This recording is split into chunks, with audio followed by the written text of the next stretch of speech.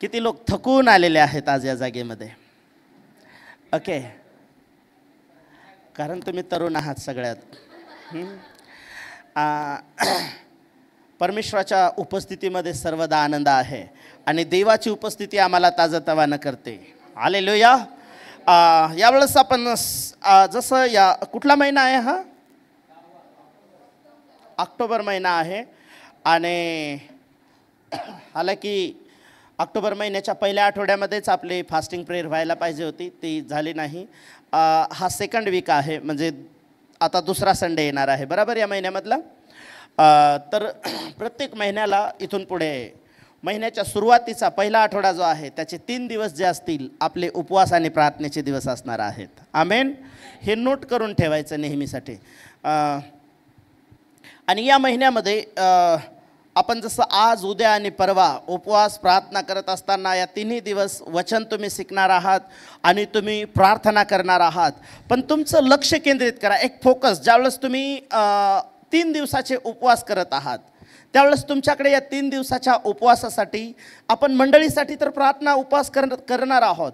आपण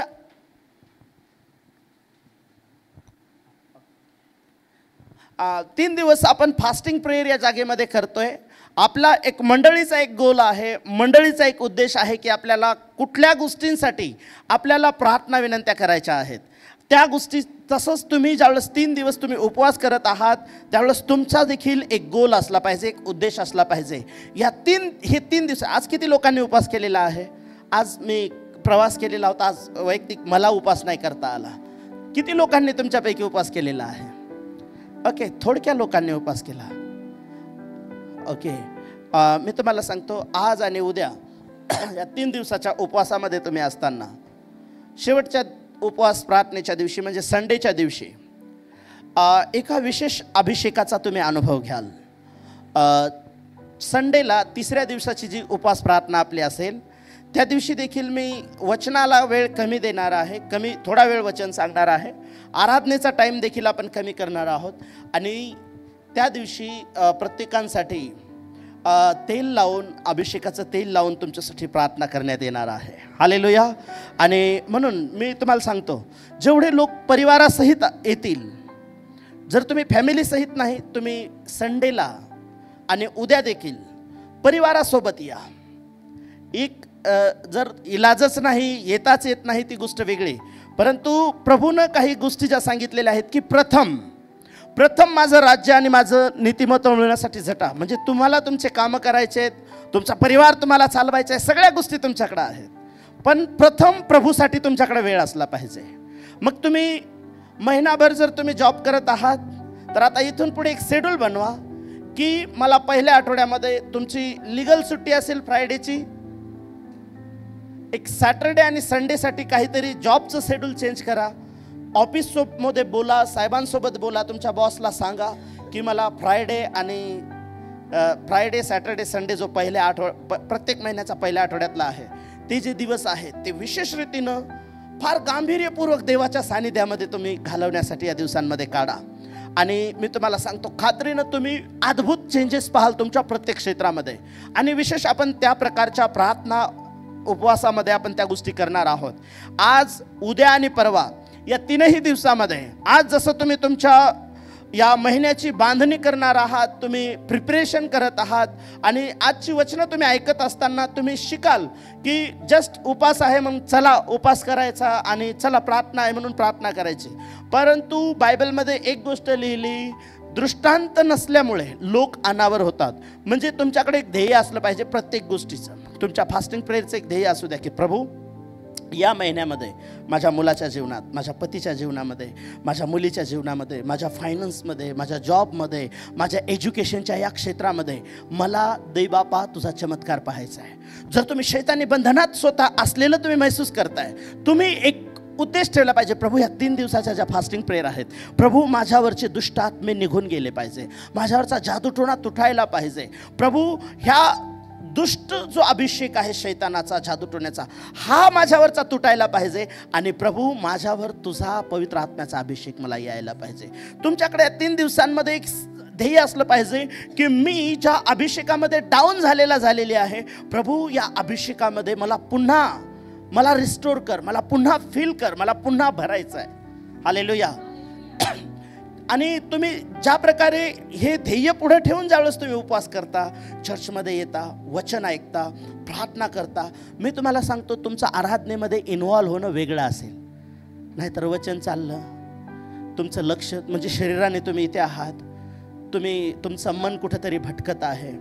मला माहीत आहे पुष्कळ लोक चर्चला येताना तुम्ही जॉबवरून डायरेक्ट इथे येता, परंतु ज्यावेळेस इथे येताना मला माहीत आहे प्रत्येकजण आपण देहामध्ये जगतो. आणि येशू देखील म्हटला आत्मा उत्सुक आहे खरा, पण देह अशक्त आहे. परंतु पाऊल म्हटला की मी माझ्या शरीराला काय करतो, बुकलतो, त्याला कुदलतो आणि मी माझा दास बनवतो. ज्यावेळेस तुम्ही चर्चमध्ये येता, तुम्ही थकलेले जरी असल्या, देवाच्या सानिध्यामध्ये आराधना करताना थकलेले जरी असाल, ज्यावेळेस चर्चमध्ये इतर लोक उभं राहून, हात हलवून, टाळ्या वाजवून, नाचून गाऊन आराधना करतायत, तुम्ही त्यांच्यासोबत सामील असलं पाहिजे. ज्यावेळेस लोक हात उंच आहेत आणि तुमचे डोळे उघडे आहेत, म्हणजे तुम्ही त्या रिलममध्ये आलेला नाही आहेत. आणि तुमचं येणं हे तुमच्यासाठी तुम्ही कोरडे आल्याचा आणि कोरडे गेल्याचा तुम्ही अनुभव घेणार आहात. परंतु जर तुम्हाला असं वाटतं मी चर्चमध्ये आल्यानंतर माझ्यावरचे बंधनं तुटल्याचा अनुभव मला यायला पाहिजे, माझ्या प्रार्थनेचे उत्तरे यायचा अनुभव आला पाहिजे, तुम्ही त्याच्यासोबत इन्व्हॉल्व व्हा. तुम्ही स्वतःला प्रिपेअर करा. तुम्हाला माहीत आहे त्या 12 वर्ष रक्तस्रावी स्त्री जी होती 12 वर्षाची, तिच्या जीवनामध्ये चमत्कार कशामुळे झाला होता?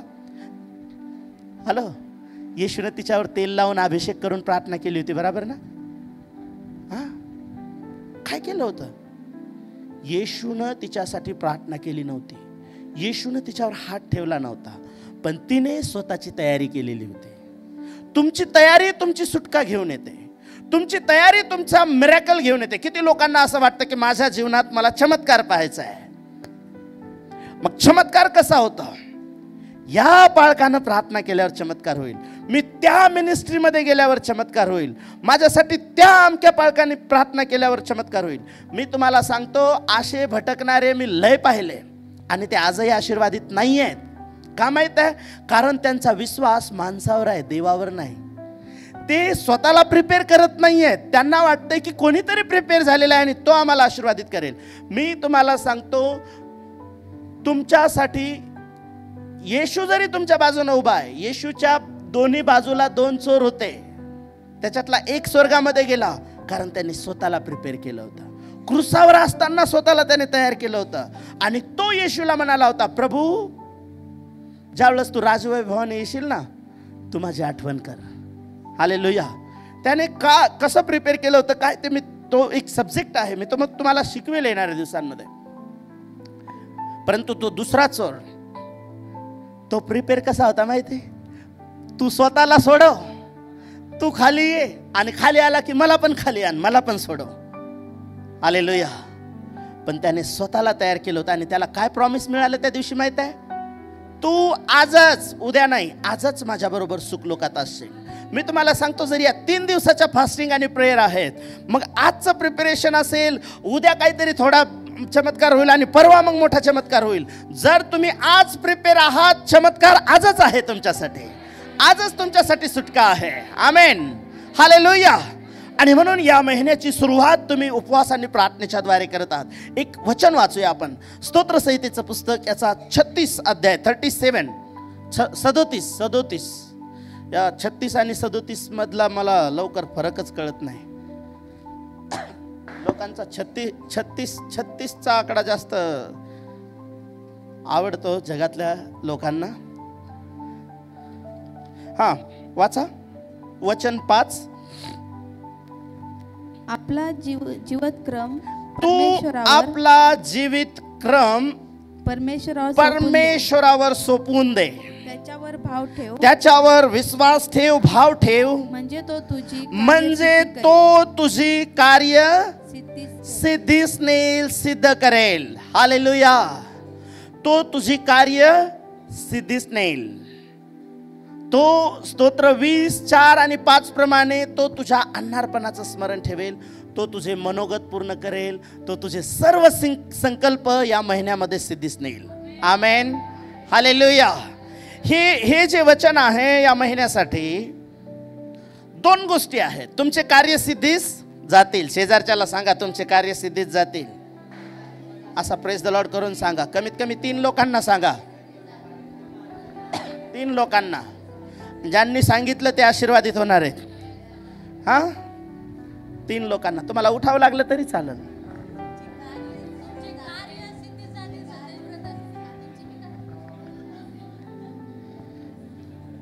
आणि ज्यांनी 3 लोकांना असं सांगितलं नाही, ते तुमचं तुम्ही पाहून घ्या.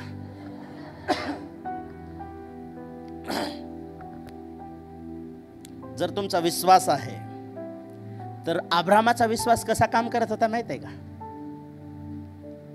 बोला, विश्वास हा क्रिया करणारा आहे. याकोबाच्या पत्रामध्ये लिहिलं की अब्रामाचा विश्वास क्रियांसोबत कार्य करत होता. म्हणजे मी तुम्हाला सांगितलं की देव तुमची कार्यसिद्धीच नेईल. किती लोकांचा विश्वास आहे? मग मी तुम्हाला एक क्रिया करायला सांगितली. दुसऱ्यांना शेअर करा. दुसऱ्यांना बोला म्हणजे काय माहित आहे का? मी कमीत कमी 3 लोकांना बोला म्हटलं. का म्हटलं असेल माहित आहे? तुम्ही कबुली देत आहात की देव या महिन्यामध्ये आमची कार्यसिद्धीस नेत आहे. हालेलुया. तुम्ही घोषणा करत आहात. तुम्ही इतरांना सांगत आहात की माझ्या जीवनात देव हे करणार आहे. हा तुमचा विश्वास आहे आणि तुम्ही दुसऱ्यांना शेअर करत आहात. हालेलुया. Praise the Lord. आणि मग तुम्ही ज्यावेळेस बोलता, बायबल सांगतं तुमची जीभ उत्तम कारागिराची लेखणी आहे. ज्यावेळेस तुम्ही हे जे बोलत आहात ते काय बोलत आहात? बोला, परमेश्वराचं वचन. किती लोकांनी सांगितलं? कमीत कमी 3 लोकांना. हात वर करा बरं.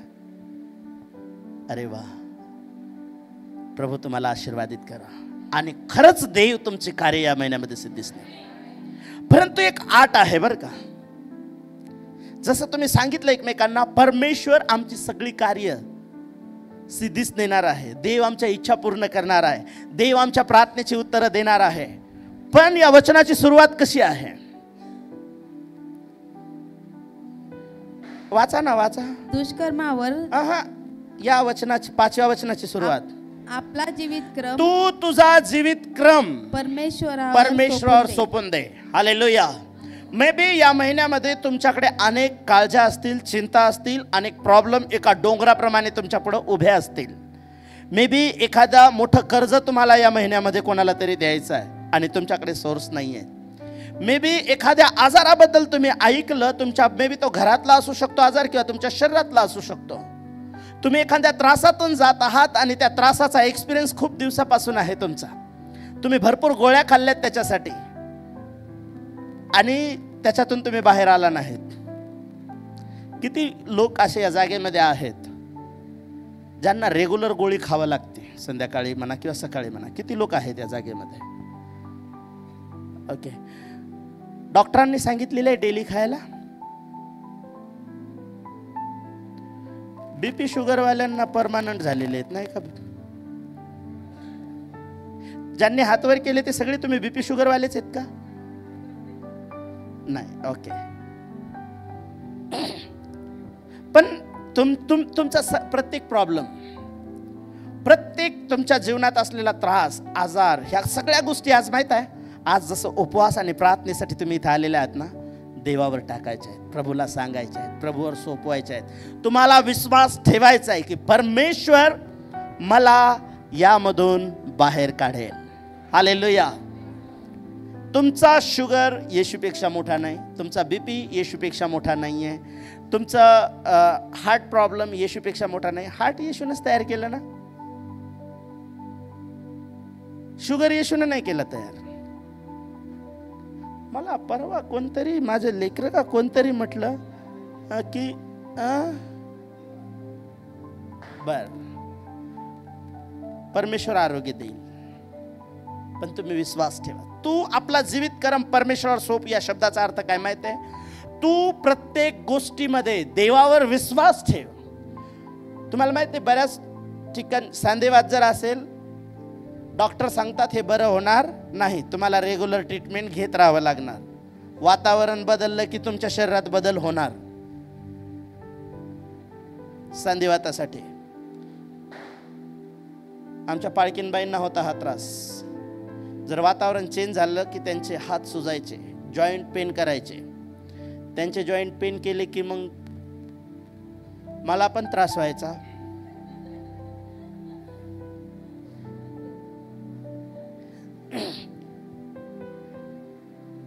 पण त्यांनी प्रार्थना केल्या आणि परमेश्वराने आरोग्य दिलं. जर तुमचा विश्वास आहे तर येशू 4 दिवसाच्या लाजराला कबरेतून बाहेर काढणारा येशू आहे. मग तो तुम्हाला आरोग्य देऊ शकतो, तुम्हाला डिप्रेशनमधून बाहेर काढू शकतो, तो तुम्हाला कर्जातून बाहेर काढू शकतो, तो तुम्हाला ज्या आजारातून तुम्ही जात आहात हे मी सांगत नाही, बायबल सांगतं. येशूला बसलेल्या फटक्यांच्याद्वारे आम्हाला आरोग्य प्राप्त झालं. बायबलमध्ये लिहिलंय स्तोत्र 103 मध्ये, तो तुझे सगळ्या अपराधांची क्षमा करतो आणि तो तुझे सगळे रोग बरे करतो. सगळे बोला, सर्व रोग बरे करणारा येशू माझ्यासोबत आहे. येशूवर मी विश्वास ठेवतो. हालेलुया. तुम्हाला माहित आहे तुमच्या शरीरामध्ये एक पार्टचा एक डॉक्टर आहे. डोळ्याचा डॉक्टर वेगळा, दाताचा डॉक्टर वेगळा, कान नाक घसा या 3चा एक, फुफ्साचा एक, किडनीचा वेगळा, हाडांचा वेगळा, नसांचा वेगळा, मांसाचा वेगळा. हालेलुया. पेशींचा वेगळा. पण येशूचं वचन आम्हाला सांगतं, बायबल आम्हाला सांगतं, तो तुझे सगळे रोग बरे करू शकतो. तो ऑल इन वन आहे. Praise the Lord. Hallelujah. Just आम्हाला काय करायचंय माहित आहे, तो फक्त आजार बरे करणारा नाही, तो तुमच्या सर्व क्षेत्रामध्ये प्रभुत्व चालवणारा परमेश्वर आहे. तुम्हाला माहित आहे येशू ख्रिस्ताला क्रूसावर नेण्याच्या अगोदर येशू ख्रिस्ताचा न्याय करण्यासाठी 2 लोकांपुढे येशूला नेलं. ते लोक कोण होते? पिलात आणि हेरोद. तुम्हाला माहित आहे हे लोक कधीच बोलत नव्हते एकमेकांना. यांचं शत्रुत्व होतं. हे एकमेकांसमोर येत नव्हते, एकमेकांना बोलत पण नव्हते. पण बायबल असं सांगतं की हेरोद म्हटला, मला याच्यामध्ये काहीच दोष सापडत नाही, याला पिलाताकडे पाठवा. आणि पिलाताने पाहिलं की हेरोदाला दोष सापडला नाही, आणि मग पिलात देखील म्हटला, मला देखील याच्यात काही दोष सापडला नाही. आणि बायबल सांगतं त्या दिवसापासून ते एकमेकांचे मित्र झाले. म्हणजे येशू ख्रिस्त जिथे येतो ना त्या ठिकाणात काय होतं लक्षात घ्या. फक्त येशू आजाराच्या बाबतीत नाही काम करत, येशू तुमच्या नातेसंबंधांमध्ये काम करतो. येशू तुमच्या एज्युकेशनच्या क्षेत्रामध्ये तुम्हाला तो कृपा आणि अनुग्रह देतो. कारण बायबलमध्ये लिहिलं, नीतिसूत्रे मला वाटतं 3:7 आहे का 1:7 आहे की काय आहे? नीतिसूत्रे 1:7. परमेश्वराचे भय हे ज्ञानाचा प्रारंभ आहे. ज्यावेळेस एक व्यक्ती ज्ञानानं उन्हा असेल आणि तो ज्या दिवसापासून देवाचं भय धरायला लागतो त्याच्यामध्ये ज्ञानाचा उगम सुरू होतो. कारण ज्ञान येशू आहे. याकोब 1:5 मध्ये काय लिहिलेलं आहे? याकोब 1:5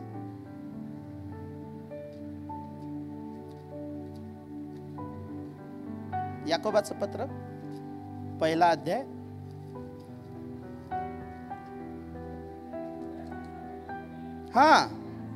जर तुमच्यापैकी कोणी ज्ञानानं उन्हा असेल त्याच्यासाठी तुम्ही देवाकडे प्रार्थना करा. प्रभू मला गणित जमत नाही, मला सायन्स जमत नाही, प्रभू मी इथे उन्हा आहे.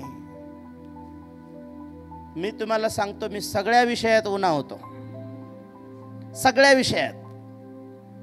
10वीत पास होण्यासाठी 2,500 रुपये भरून मी ॲडमिशन घेतलं होतं. कारण ती शाळा 2,500 रुपये दिलं की पास होण्याची गॅरंटी देत होती. आजही ती शाळा तिथं आहे.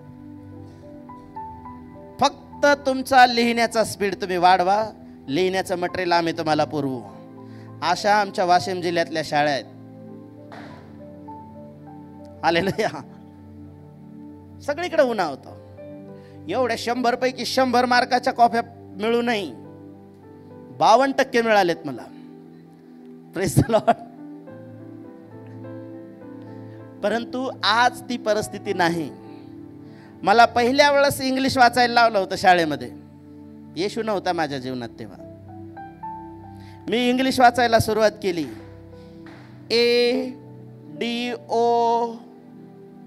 ADOSN. मास्तर म्हणे तू काय करायला लागला? म्हणलं मी इंग्लिश वाचायला लागलो. परीक्षामध्ये मी लिहायला लागलो. लेटर येतं ना, एक पत्र येतं लिहायला. इंग्लिशच्या पेपरमध्ये लेटर आला. मला एकच पत्र लिहिता यायचं, मामाला पत्र. मी मराठीत सुरुवात केलं. PRYA प्रिय, MAMA मामा. आणि इथून सुरुवात केली आणि असं तिरकं वर चाललं. मास्तर पण आला, बघायला लागला हा काय करतो, काय लिहितोय. म्हटलं मी मामाला पत्र लिहितोय. हे मी तुम्हाला काय सांगतो, येशू ज्यावेळेस तुमच्या जीवनामध्ये येतो ना, त्यावेळेस तो तुम्हाला सर्व क्षेत्रामध्ये ज्ञानी बनवतो. सर्व क्षेत्रामध्ये तो तुम्हाला ज्ञान देतो, तो तुम्हाला बुद्धी देतो. येशू ख्रिस्त देवाच्या आणि माणसाच्या कृपेत वाढत गेला. तो शरीराने आणि ज्ञानाने वाढत गेला. ज्यावेळेस येशू तुमच्या जीवनात येतो, तुमच्या शरीराने तुमची वाढ होते, तुमच्या आत्म्यात तुमची वाढ होते, तुमच्या ज्ञानामध्ये वाढ होते, तुमच्या नातेसंबंधांमध्ये वाढ होते. प्रत्येक क्षेत्रामध्ये परमेश्वराला काम करता येतं तुमच्या जीवनामध्ये. पण तुम्हाला माहीत आहे का, तुमच्या प्रत्येक क्षेत्रात येशू काम का करत नाही? माहीत आहे तुम्हाला? कारण तुम्ही त्याला काम करायला संधी देत नाही प्रत्येक गोष्टींमध्ये. म्हणून आज वचन काय वाचलं आपण, स्तोत्रसंहिता 37:5 मध्ये काय लिहिलेलं आहे? तू आपली सर्व काय सर्व जीवित कर्म, म्हणजे तुझ्या जीवनात ज्या ज्या गोष्टी आहेत ज्या तुला हँडल करता येत नाहीयेत ना, सिंपल प्रभू म्हणाला त्या माझ्या हातात दे, मी तुला व्यवस्थित हँडल करून देतो. हालेलुया. तुम्हाला माहित आहे, मोठे मोठे बिझनेसमॅन लोक आहेत, मोठ्या मोठ्या कंपन्या आहेत, पण त्यांनी एक CA ठेवलेला आहे, एक ऑडिटर ठेवलेला आहे, एक वॉचमॅन ठेवलेला आहे, त्यांनी कामगार ठेवलेले आहेत, त्यांनी सुपरवायझर ठेवलेला आहे, त्यांनी मॅनेजर ठेवलेला आहे. कशासाठी ठेवलेला आहे? ते जर लाखो करोड रुपये कमवायची अक्कल त्यांना आहे, मग एवढे लोक त्यांनी पैसे सांभाळण्यासाठी, त्या पैशाचं सर्क्युलेशन करण्यासाठी, पैशाला पैसा वाढण्यासाठी, तो व्यवसाय रेग्युलर चालण्यासाठी त्या लोकांना त्यांनी ठेवलेला आहे. बरोबर? हालेलुया. त्यांनी त्या जबाबदाऱ्या त्या लोकांच्या हातात दिल्या. त्या मालकाला टेन्शन आहे का आज आपलं प्रोडक्शन किती झालं, आज प्रोडक्शन किती विकल्या गेलं, आज किती पैसे आलेत, आज किती लॉस झाला, हे त्याला शोधत बसावं लागतं का? जस्ट त्यानं ऑर्डर दिलेली असते की ह्या गोष्टी माझ्या टेबलवर आल्या पाहिजे, आज काय झालं या टायमात मला सगळ्या गोष्टी माझ्या पुढे आल्या पाहिजे. ते लोक येतात, सर आज एवढं प्रोडक्शन झालं, आज एवढा सेल झाला, आज एवढा लॉस झाला, आज एवढं बेनिफिट मिळालं आपल्याला. हालेलुया. त्यानं त्या सगळ्या गोष्टी त्या लोकांच्या हातात दिलेल्या आहेत. आणि आम्ही एवढे श्रीमंत नाही की आमचं कर्ज फेडायला कोणीतरी आम्ही ठेवू शकत नाही, ते आम्हालाच फेडायचं आहे. आम्हाला आमच्या घरातले नातेसंबंध सुधारवण्यासाठी आम्हाला एखाद्या सल्लागाराकडे आम्ही जाऊन त्याची फी भरून आमच्या घरातल्या गोष्टी आम्ही नाही व्यवस्थित करण्यासाठी आम्ही कॅपेबल नाही आहे. पण प्रभू काय म्हणाला माहीत आहे? तू तुझ्या सगळ्या क्षेत्रामध्ये तू तुझे सल्लागार ठेवू शकत नाहीस, परंतु ज्यावेळेस तुझा जीवित कर्म, प्रत्येक गोष्टी ज्यावेळेस तू येशूच्या हातात देशील ना, या महिन्यामध्ये देवाच्या हातामध्ये सोपवशील ना, ज्या प्रकारे एक मालक आपल्या कंपनीची प्रत्येक जबाबदारी एका वेगवेगळ्या माणसाच्या हातात देते आणि त्याची कंपनी एकदम व्यवस्थित सुरळीत चालते ना, तुमचं जीवन, तुमचे नातेसंबंध, तुमचं फायनान्स, तुमच्या आत्मिक जीवन, सगळ्या गोष्टी व्यवस्थित आणि सुरळीत चालावं ही किती लोकांची इच्छा आहे? ती घड्याळ बंद आहे ना, मी तिच्यावरच चाललो, त्या घड्याळावर. ओके. ज्यावेळेस तुम्ही देवाच्या हातात तुमचा जीवितक्रम द्याल, त्यावेळेस मी तुम्हाला सांगतो तुमचं जीवन सुंदर होईल, तुमचं जीवन आशीर्वादित होईल, तुमचे नाते आशीर्वादित होतील आणि तुम्ही अभिषेकामध्ये वाढताना सर्व प्रकारचं उत्तरं तुमच्या जीवनात येताना तुम्ही पाहाल. म्हणून येशू ख्रिस्ताचं वचन, देवाचं वचन आम्हाला सांगतं, तू आपला सगळा जीवितक्रम जो आहे तो परमेश्वरावर सोपून दे आणि त्याच्यावर विश्वास ठेव. सोपून दिल्याच्या नंतर विश्वास पण ठेव. पहिली स्टेप सोपून देणे आणि विश्वास ठेवणे. समर्पित करा त्या गोष्टी. अब्राहम आपल्या मुलाला अर्पण करत होता कोणत्या विश्वासानं माहित आहे? देव मला म्हणाला आहे की इसाकच तुझ्या घराचा वारस होणार आहे. मग तो मला त्याला मारायला सांगतो. तो देवाचा प्रश्न, त्याचे तुकडे झाल्यावर कसे जोडायचे आणि त्याला मेल्यातून जिवंत कसं करायचंय, तो परमेश्वर पाहून घेईल. मला देवानं सांगितलं त्याला वेदीवर ने, त्याला वेदीवर टाक, त्याचं अर्पण कर. मला जे देवानं करायला सांगितलं ते मला करायचं आणि मला विश्वासानं इसाकाला वेदीवर टाकायचंय. ते त्याचं विश्वासाचं अर्पण होतं, ते समर्पण होतं. हालेलुया. अर्पण आणि समर्पण म्हणलं की नोटा नाहीत बरं का. फक्त तुम्ही आहात महत्वाचे, तुमचे विचार आहेत महत्वाचे, तुमचा फेथ, तुमचा विश्वास महत्वाचा आहे. आणि ह्या गोष्टी ज्यावेळेस देवावर टाकल्या जातात, मग तुम्हाला देवाच्या भांडारात पैसा टाकायला अवघड जात नाही. देवाच्या भांडारात, देवाच्या कामासाठी सोनं द्यायला तुम्हाला अवघड जात नाही. देवासाठी तुम्हाला वेळ द्यायला अवघड जात नाही. देवाची सेवा करण्यासाठी टाइम काढायला तुम्हाला अवघड जात नाही. किती लोकांना दररोज जॉबला जायला अवघड होतं, जॉबलाच जात नाहीत तुम्ही. काही जरी असलं तर पळता ना जॉबला, का तर तिथून काय येतो? पैसा. पैसा पैसा पैसा. पैशावर गाणे काढलेत लोकांनी.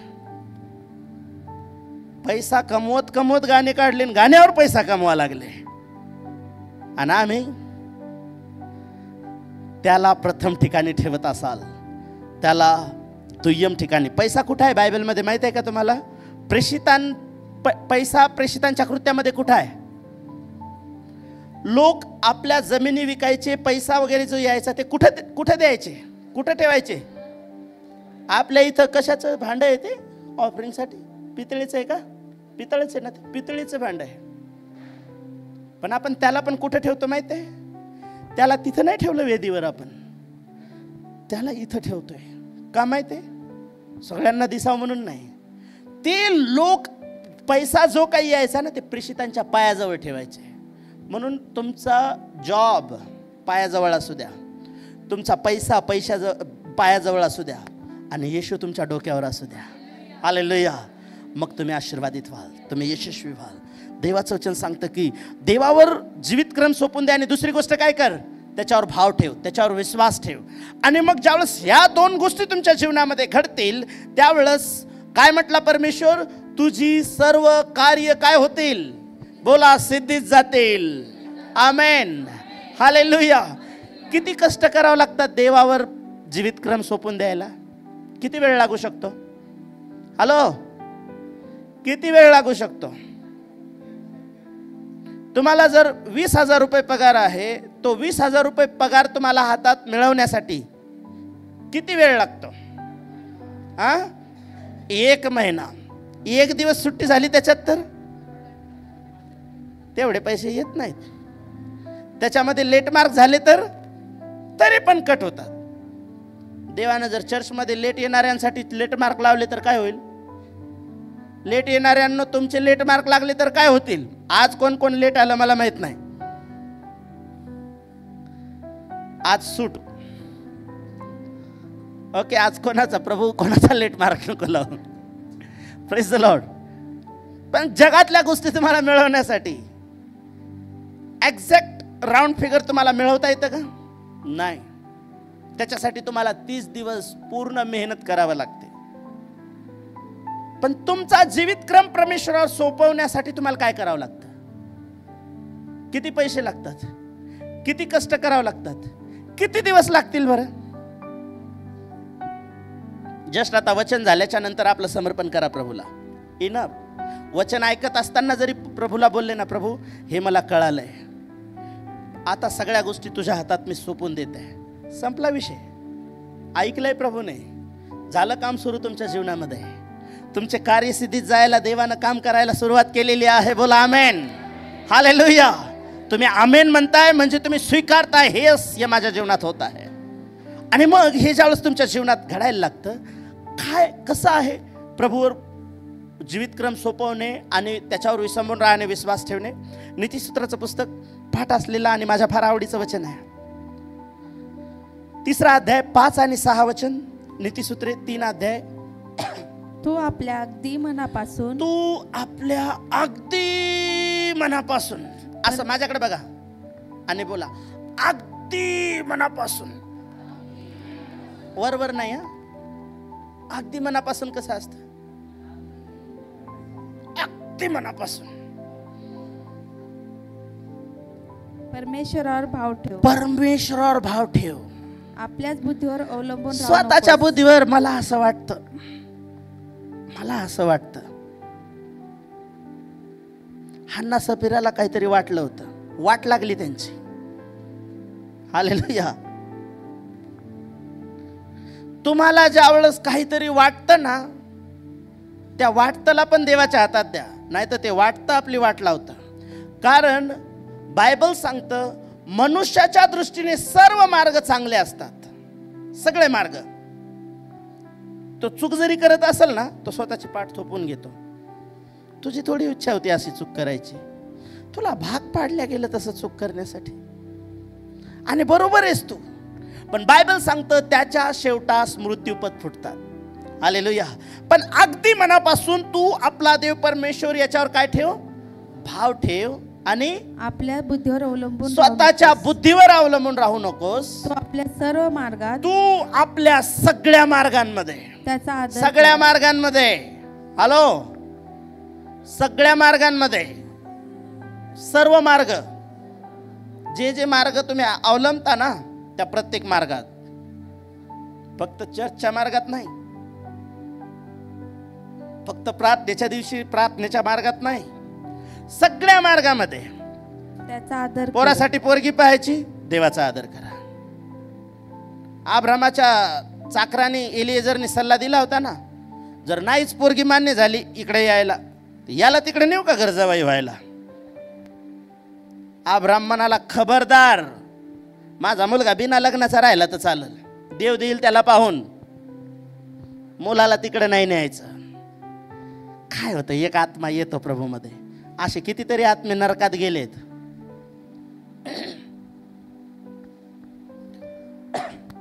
सगळ्या मार्गात पोराला पोरगी पाहायची, पोरीसाठी पोरगा बघायचा आहे, ॲडमिशन आहे, ज्या कुठल्या गोष्टी लगेच तुम्हाला चांगलं. विशेष तरुणपणामध्ये ना, काही असं वाटतं हे देवानंच घडून आणलं, देवानंच. मागं मी माझी साक्ष लय वेळा सांगितली तुम्हाला. एकदा असं झालं, युथ मीटिंगला गेलो, युथ होतो त्यावेळेस. मी एका मुलीकडे पाहिलं, त्या मुलीनं माझ्याकडे पाहिलं. म्हटलं जाऊ द्या, होतं. गाडीत बसलो, जवळजवळ सीट आलं, तिकडून ते इकडून. म्हटलं काहीतरी देवाची योजना आहे. आणि देवाची योजना काय होती त्यावेळेस माहिती आहे? मी बायबल कॉलेज करावं, मी नीट देवाचं वचन शिकावं आणि नीट देवाच्या सेवेसाठी तयार व्हावं. तिथं युथ मीटिंगमध्ये गेलो, तिथं पण सेम गाडीत जशी लाईन तशीच लाईन खुर्च्यांची. इथं जेवायला उभं राहिलो, तिकडं मुलींच्या लाईनीमध्ये इकडे यायला सगळं. प्रभू काहीतरी तुझी योजना आहे. आणि मग डोक्यात तेच फिरायला लागलं. कॉलेज, बायबल कॉलेजमध्ये आम्हाला ड्युटी असायच्या, डॉमेट्री पुसायची. डॉमेट्री पुसताना पण असं वाटायचं मला घर पुसायचं कधी काम नाही पडणार असं. आम्हाला भांडे घासायची ड्युटी असायची. शादी होने के बाद कुछ नहीं करना है. त्याचं बायबल कॉलेज, माझंही बायबल कॉलेज. प्रभू ही तुझीच योजना आहे. आणि चित्र डोळ्यापुढे यायला लागले. मी एका माझ्या सिनियर मित्राला भेटलो, त्याला म्हटलं आपल्याला त्या बायबल कॉलेजमध्ये जायचं, तिथल्या प्रिन्सिपलला भेटायचं आणि लग्नाचं प्रपोजल टाकायचं तिथं. सांग कधी जायचं, मी तयार आहे म्हणे तुला घेऊन जायला.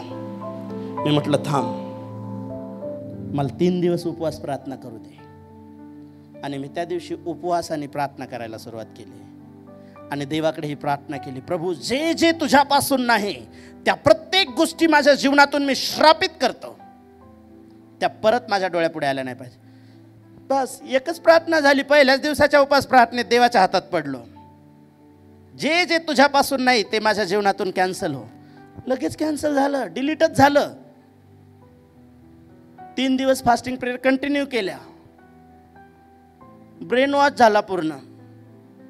तो मित्र आला, कधी जायचं? म्हटलं आता नाही जायचं, कारण ती शैतानाची योजना होती, ती देवाची योजना नव्हती.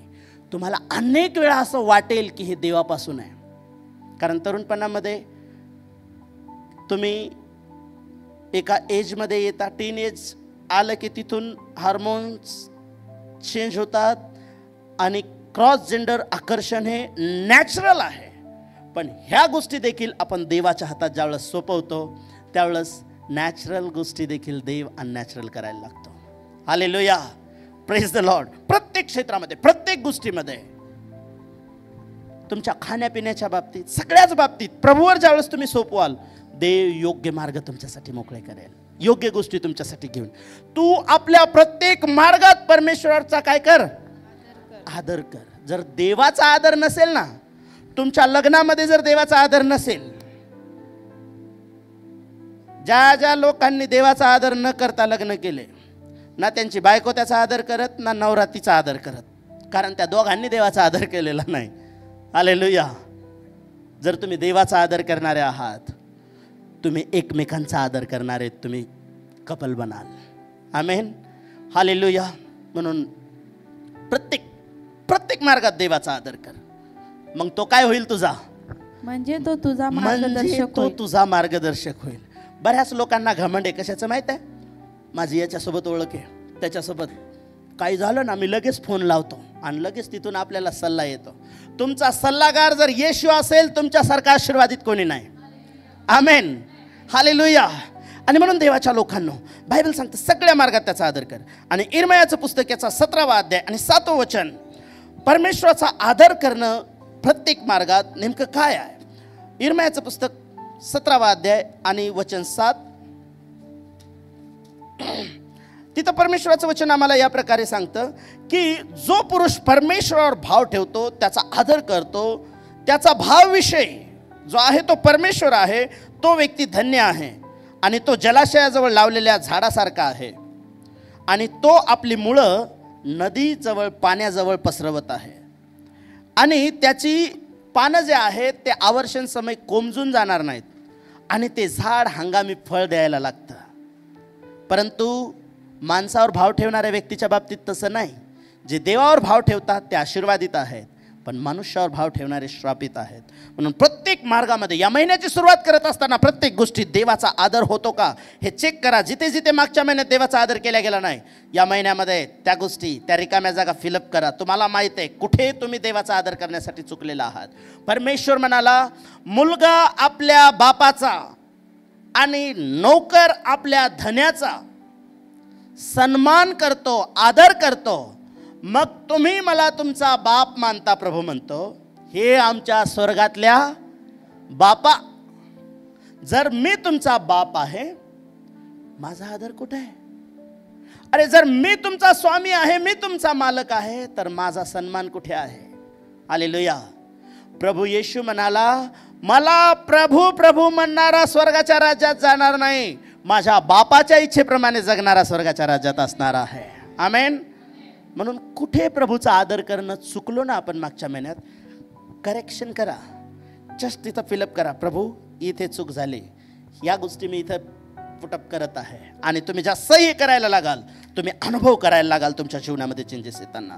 स्तोत्रसंहिता 55 अध्याय आणि त्याच्या 22 वचनामध्ये, त्या ठिकाणामध्ये ज्यावेळेस तुम्ही ह्या गोष्टी करत आहात, कोणकोणत्या गोष्टी प्रभूकडे तुम्हाला सोपून द्यायच्या आहेत, कशा प्रकारे तुम्ही या दिवसांमध्ये जस्ट चेंजेस करायचे तुम्हाला, आणि तुम्ही पाहाल त्या क्षेत्रामध्ये चेंजेस येताना. 55 अध्याय त्याचं 22 वचन, तू आपला भार परमेश्वरावर टाक. तू आपला भार परमेश्वरावर टाक. बोला, मी माझा भार परमेश्वरावर टाकणार आहे. कोणता भार आहे तुमच्यावर? मत्तईचं शुभवर्तमान 11वा अध्याय 28, 29, 30 वचनामध्ये येशू म्हणाला, आहो कष्टी भाराक्रांत जन हो, ओझ्याखाली दबलेल्या लोकांनो, तुम्ही सगळे माझ्याकडे या, मी तुम्हाला विसावा देतो. येशूकडे येणं म्हणजे काय माहित आहे? येशूकडे येणं म्हणजे चर्चला येणं नाही. येशू म्हणाला, माझ्या मागे ये. त्यावेळेस त्यांनी आपली जाळी, होडी सगळं टाकलं आणि येशूला अनुसरला. तुम्ही तुमचा भार, ज्या ओझ्याखाली तुम्ही दबलात, ज्या टेन्शनला तुम्ही घेत आहात, माझं हे कधी होईल, घर कधी होईल, लग्न कधी होईल, ह्या गोष्टी कधी घडतील, ह्या सगळ्या गोष्टी देवावर टाका, देवाच्या हातात द्या. तू आपला सगळा भार परमेश्वरावर टाक, आणि मग म्हणजे तो तुझा पाठिंबा होईल. नीतिमानाला तो कधीच ढळू देणार नाही. तुमच्या प्रत्येक ओझाला, प्रत्येक चिंता, प्रत्येक काळजा, ज्या गोष्टी खाली तुम्ही दबून गेलेला आहात, जे ओझं वाटत आहे तुम्हाला ते दाबून टाकत आहेत ज्या गोष्टी तुम्हाला, त्या गोष्टी देवाच्या हातात देऊन पहा. आणि मग तुमच्यासाठी डोंगरासारख्या असलेल्या गोष्टी धडाक समुद्रात जाऊन पडलेल्या तुम्हाला दिसतील. आमेन. कारण त्याला आता हाताळणारा देव आहे, तुम्ही नाही. कारण तुम्ही त्याच्या हातात दिलेल्या आहेत त्या गोष्टी. तुमच्या चिंता, तुमच्या गरजा, तुमच्या जीवनात ज्या काही अशक्य गोष्टी आहेत, त्या प्रत्येक तुमच्यासाठी एक ओझं बनलेल्या आहेत. त्या सगळ्या गोष्टी देवावर टाकून पहा. जसं फिलिपिकराचं पत्र या महिन्यामध्ये तुम्ही सुरुवात करत असताना तुम्ही जर राईट डाऊन करत आहात या गोष्टी, बरेच लोक नाहीत लिहित, कारण मला माहिती आहे तुम्हाला उद्या विचारलं ना, तुम्ही रेफरन्स सहित मला लिहून पाठवू शकता मी काय काय बोललो ते, शब्द न शब्द. आम्हाला नोट डाऊन का करायच्या आहेत? कारण तुम्हाला ह्या गोष्टी करायच्या आहेत या महिन्यामध्ये. फिलिपिकराचं पत्र 4 अध्याय 6 आणि 7 वचन. बायबल सांगतं की कशाविषयीही तुम्ही चिंताक्रांत होऊ नका. तुमच्या जीवनातल्या ज्या चिंता आहेत, ज्या काळजा आहेत, त्याविषयी काळजी करत बसू नका. तर फिलिपे 4 आणि 6 वचन, कशाविषयी चिंताक्रांत होऊ नका, तर सर्व गोष्टींविषयी. सर्व गोष्टी कोणत्या? सर्व गोष्टी बोला. त्या सर्व गोष्टी ज्या मला चिंतेत टाकतात, ज्या मला दाबून टाकतात, ज्या मला निराश करतात, ज्या माझ्यासाठी ओझ्यासारख्या आहेत, त्या सर्व गोष्टी मी परमेश्वरावर टाकील. आणि मी त्यासाठी प्रार्थना करेल, विनवणी करेल आणि आभार प्रदर्शनासहित परमेश्वराला कळवेल. आणि जर हे तुम्ही केलं तर 7 वचन काय सांगतं? म्हणजे सर्व बुद्धी सामर्थ्याच्या पलीकडे असलेली शांती देव तुमच्या अंतःकरणामध्ये स्थिर करेल. हालेलुया. कशाची चिंता करत बसलात?